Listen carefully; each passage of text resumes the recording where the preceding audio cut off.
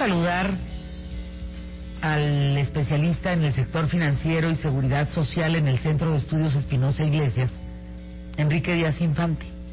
Enrique, me es muy importante que aquí en los micrófonos de ¿Qué tal, Fernanda? Aquí me acompaña Emilio Valles Vidrio y un público muy inteligente, un público que está en su casa, la mayor parte de ellos.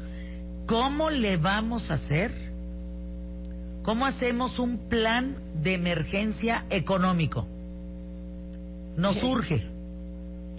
Sí, Fernanda, buenas tardes, Emilio. Efectivamente, Fernanda, yo creo que tenemos que no descuidarnos de la cuestión sanitaria, pero tenemos que empezar a pensar en cómo vamos a hacer una recuperación económica. La crisis económica que se ve venir es de unas dimensiones brutales. Estamos ya algunos bancos de inversión como Goldman Sachs, Standard & Poor's, han calculado que esta crisis puede ser, nuestro PIB puede decrecer menos 7%. Esto se va a traducir en pérdida de empleos, en quiebra de empresas, y tenemos que hacer algo para que esta situación no afecte en niveles de pobreza, de desigualdad y de falta de movilidad social. Y lamentablemente desde el gobierno se ven medidas, sí, en la dirección correcta, pero muy limitadas, como si esto no requiriera un mayor endeudamiento. Lamentablemente vamos a requerir un mayor endeudamiento y vamos a tener que empezar a pensar en una reforma fiscal ya de veras para 2021, 2022, 2021 yo pensaría, quitándonos de calendarios electorales y de costos políticos y demás, para poder empezar a repagar esto, lo que se vaya a endeudar el país y todo el gasto que se va a tener que hacer para salir de la crisis, ¿no? Gastos de transferencias, gastos a las empresas, a todas las empresas. Entonces va a ser muy muy fuerte, Fernanda. Enrique, te saluda Emilio, ¿cómo estás? Fíjate, lo que estás diciendo es bien importante en este sentido, que se necesitan empezar a hacer estas estrategias en torno a, hablabas de para el 2021 en cuanto a la reforma fiscal, pero poniéndolo en este momento, en esta situación de lo que estamos viendo, de lo que se viene prácticamente en las siguientes 3-4 semanas, una de las cosas que decía el Consejo Coordinador Empresarial es que al final se necesita, por ejemplo, también trabajar en el tema de los impuestos, por ejemplo, de las empresas, pero parecería que el gobierno no está en el mismo canal con los empresarios. Parecería que hay un gran divorcio entre el sector empresarial, el sector privado y el gobierno, y que finalmente las medidas que pueda o que quiera o que esté tratando de adoptar en este momento el gobierno federal no están siendo escuchadas, no están siendo visualizadas hacia el sector privado. Entonces, ¿ahí qué va a pasar? Hijo, qué importante lo que estás diciendo, Emilio, porque efectivamente cuando uno observa las medidas que se están tomando en Alemania, en Dinamarca, de transferencias para mantener los empleos en las empresas, pero también de postergación de obligaciones fiscales o de reducción de pago de impuestos, y también en Latinoamérica que se están tomando estas medidas, sí llama la atención que aquí en México no se está haciendo nada al respecto.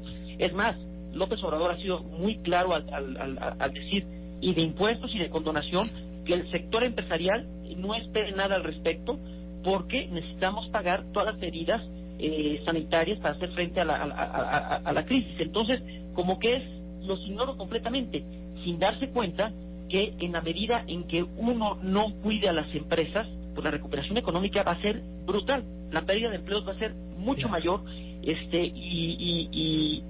recuperarnos de esto va a tomar mucho más tiempo. Entonces, pero vamos, coincido contigo, Emilio, sí se ve un divorcio entre el Consejo Coordinador Empresarial, los empresarios y el gobierno, una visión distinta, y pues sí, el gobierno debe de entender que si no tiene a los empresarios de su lado, no veo cómo va a poder salir de esto. ¿Cómo va a salir de esto todos juntos? Enrique Díaz Infante, ¿hay algún cálculo? A mí me dieron una cifra, gente cercana a las juntas que han habido en este sentido, una cifra más o menos aproximada de lo que se estima que puede haber en desempleo. ¿Tú tienes alguna? No ahorita claramente en desempleo, sí, como te digo, en reducción del PIB, que esta reducción va a ser de menos 8% del PIB,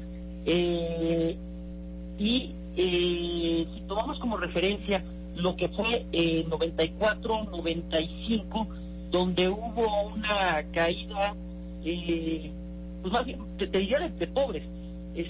Ahorita hay 61 millones de pobres, se calcula que van a ser 16% más de pobres.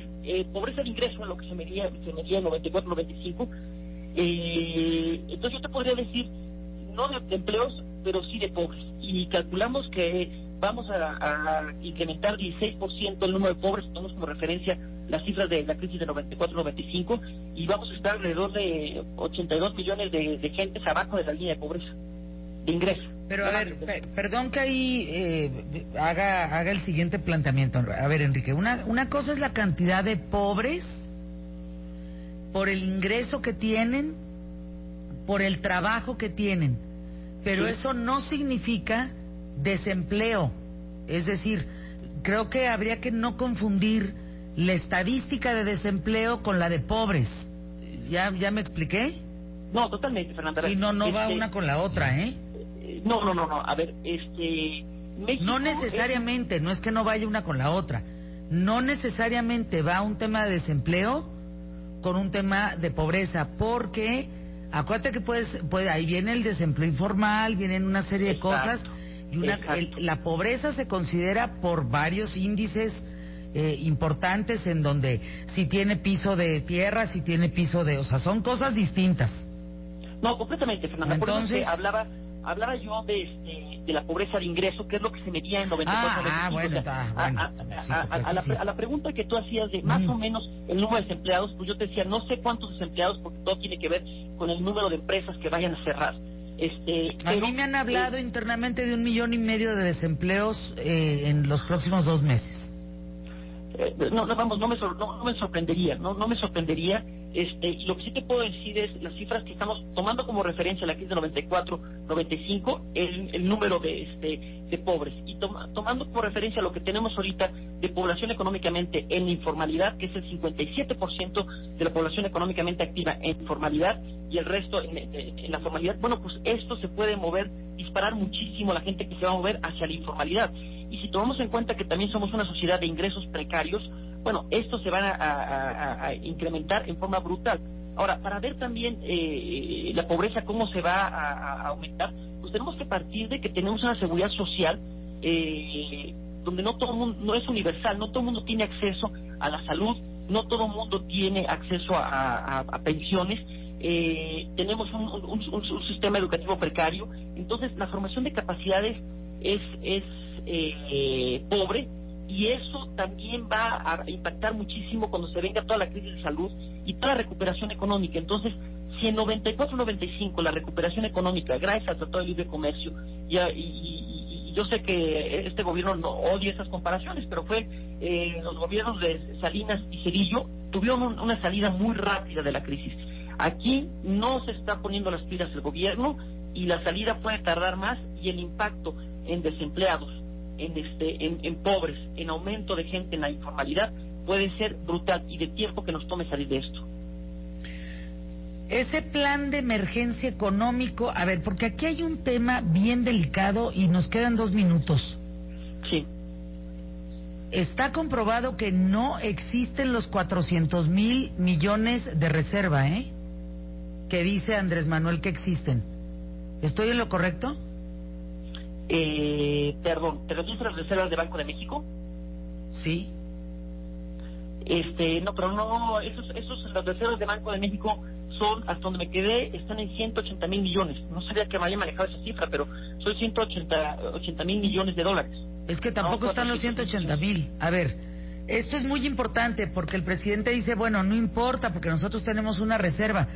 Esa reserva no existe, de una vez lo digo, no existe. No, no existen como él las considera. O sea, los bancos tienen que hacer inversiones en diferentes instrumentos, ya sea en compra de deuda de los Estados Unidos, de la Reserva Federal, y de deuda, de instrumentos de deuda de otros países y otras corporaciones, y así conforman lo que es la reserva. Pero esos recursos están para generar confianza y no para disponer de ellos. No se puede de repente... No, ya se dispuso de ellos y no existen. A ver, es que esto es importante. Le voy a hablar a Isaac Katz en estos días para que nos pueda explicar esta parte, que nos diga exactamente de dónde supuestamente vienen esos 400,000 que él dijo que existían. Pero Enrique, en 30 segundos, ¿dónde podemos contactarte para ver cómo podemos hacer un plan nosotros, por lo menos en casa, financiero, de lo que tenemos con lo que ¿qué hacemos?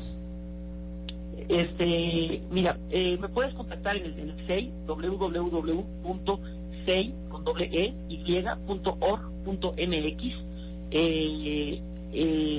Ahorita no estamos en las oficinas por el distanciamiento social, entonces, y pues, abiertamente te doy mi celular, 55 39 77 65 46. Ahí me puedes contactar. Como Gracias. familia, ¿qué tenemos que hacer? Ahorita, sobre todo, cuidar el empleo. Ya, no con eso, tengo que irme a corte. Cuidar el empleo y ¿qué más? No incurrir en deudas. No incurrir en deudas. Bueno, pues también cómo se pagan las que se tienen. Ese es otro tema. Gracias, Enrique. Encantado, Fernanda. Cuídate. Spots QTF, ¿no?